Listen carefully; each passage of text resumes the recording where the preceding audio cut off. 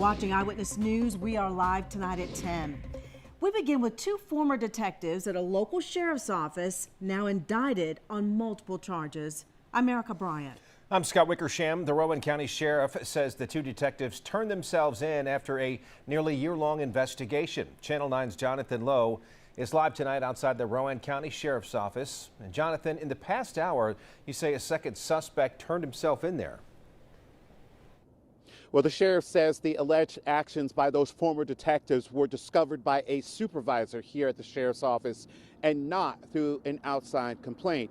He says he reached out to the FBI to investigate and that it was a district attorney for a neighboring county who determined that those former detectives should be indicted.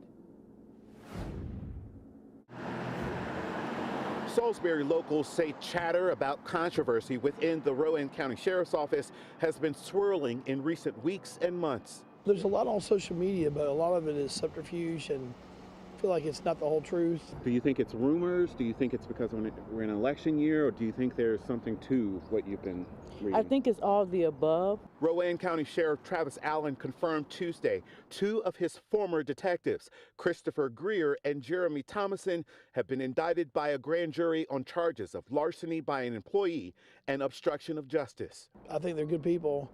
There may be a few bad apples in there, but I'm sure that they'll root them out. In March of last year, Sheriff Allen reached out to the SBI in this letter requesting an investigation after learning at least 3 deputies inappropriately handled items they recovered in a stolen property case at this home on Ellis Road.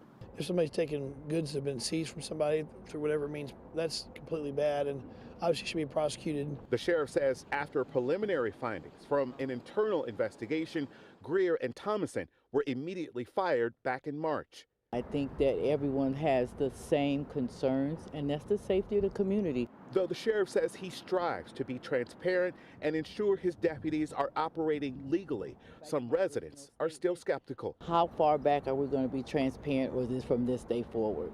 Others say the former detectives' alleged actions don't represent the whole agency. 3 people is less than 1%, 1%. So you're looking at a very small percentage. It's not the whole department.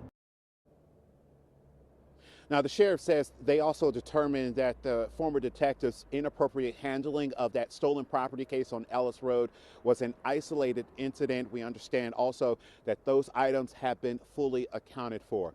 As for that third deputy who was also suspected of being involved, we are told tonight that he was cleared of any criminal charges and that his matter was handled internally. We are live tonight in Salisbury. Jonathan Lowe, Channel 9 Eyewitness News. All right, Jonathan, thank you.